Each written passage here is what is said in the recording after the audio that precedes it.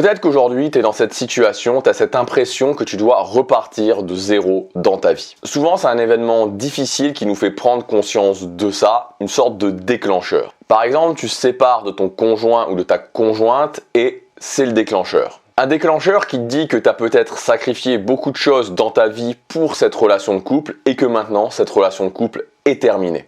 Tu réalises aussi peut-être en même temps que le boulot que tu fais depuis plusieurs années, c'était peut-être pas tout à fait le boulot que tu voulais vraiment faire. Peut-être que tu t'es aussi laissé aller physiquement, peut-être que tu vis pas à l'endroit où tu veux. Et surtout que tu as laissé tes rêves, que tu as laissé tes grandes ambitions de côté pendant trop longtemps.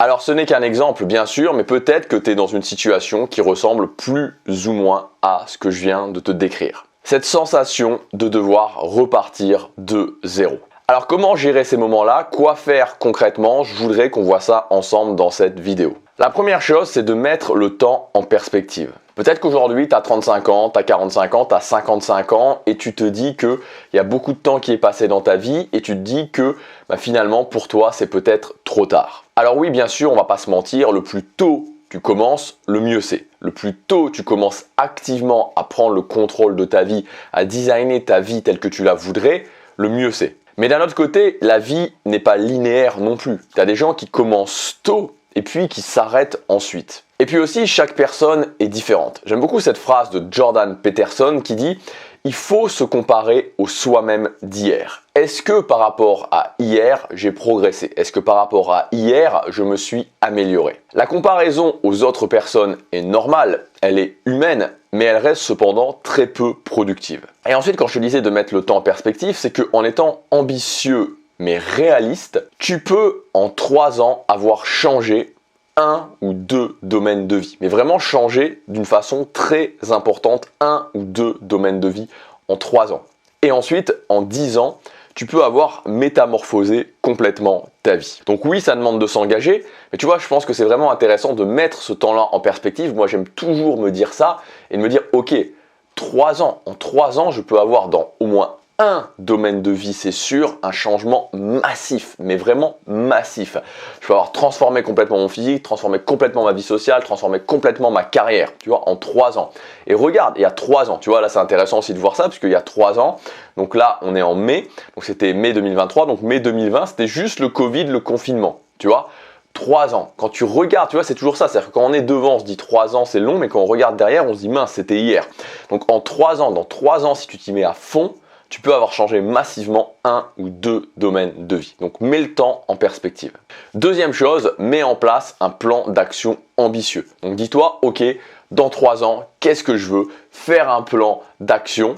Alors tu vois, tu traces les grandes lignes pour dans 3 ans, mais surtout quelque chose qui te fasse vibrer, où tu te dis, ok, quand j'en serai là dans 3 ans, waouh quoi, je me dirais, j'ai accompli quelque chose de grand. Troisième chose, fais de l'atteinte de ce plan d'action une obsession, fais de l'immobilisme ton ennemi. Au final, on en revient toujours là, c'est-à-dire que la vérité, elle se passe dans le quotidien, on le sait, c'est chaque jour que je peux avancer, c'est en me concentrant sur chaque jour. Et donc il faut vraiment que ce soit, et moi je pense que le mot obsession dans ce cas-là, ce n'est pas une mauvaise chose, être obsédé au quotidien sur le fait d'avancer vers mon objectif numéro 1 et vraiment de comprendre que toutes les choses qui font que je ne vais pas vers cet objectif, qui me mettent dans l'immobilisme, qui m'emmènent pas dans la direction que je veux, c'est mon ennemi. Donc après, évidemment, par rapport à ça, tu vois, ça c'est plus une philosophie, un mindset à avoir. Le plan d'action, une obsession, l'immobilisme, mon ennemi. Après, tu peux mettre des choses en place très concrètes pour respecter ça, pour respecter cette philosophie. Donc par exemple, le matin automatique, faire les mêmes choses tous les matins, mettre en place des habitudes, noter, traquer ce que tu fais. Quatrième chose, très important, fais en sorte que ça ne se reproduise pas. Qu'est-ce que je veux dire par là?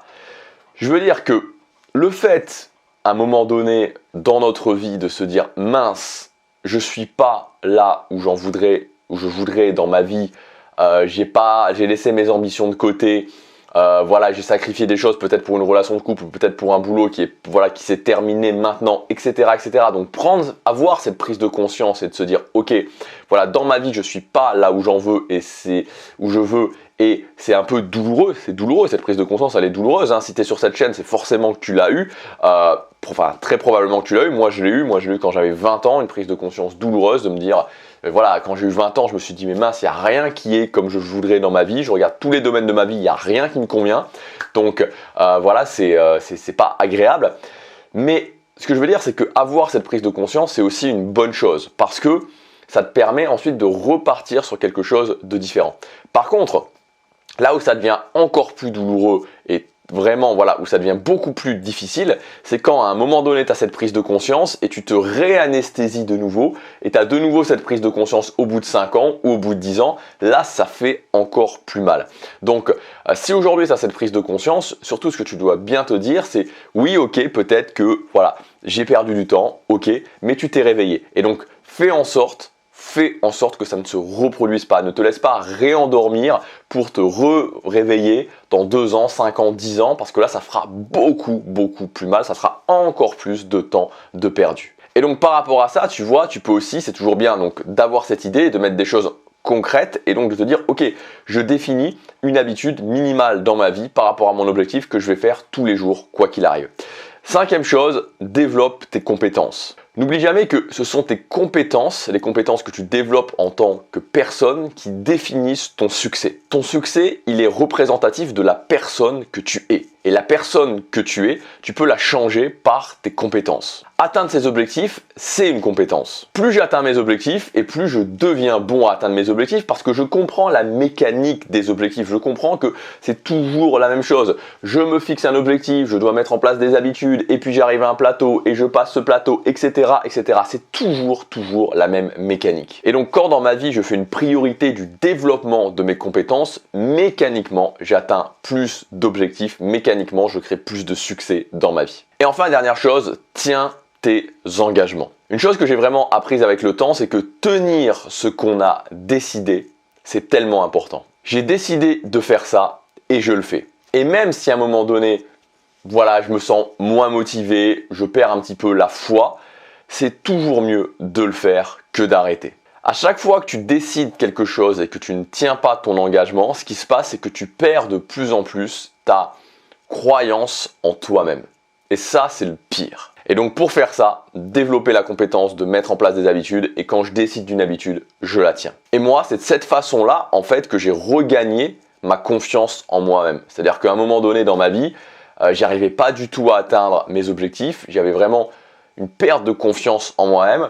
Et aujourd'hui, j'ai confiance en moi-même et je l'ai regagné comme ça, en travaillant sur mes habitudes, en décidant des habitudes et en les tenant. Alors, j'espère que cette vidéo t'aura aidé. Si tu veux aller plus loin, tu as des ressources dans la description. Je te laisse regarder ces ressources et je te dis à demain pour la prochaine vidéo. Passe à l'action, chaque jour compte.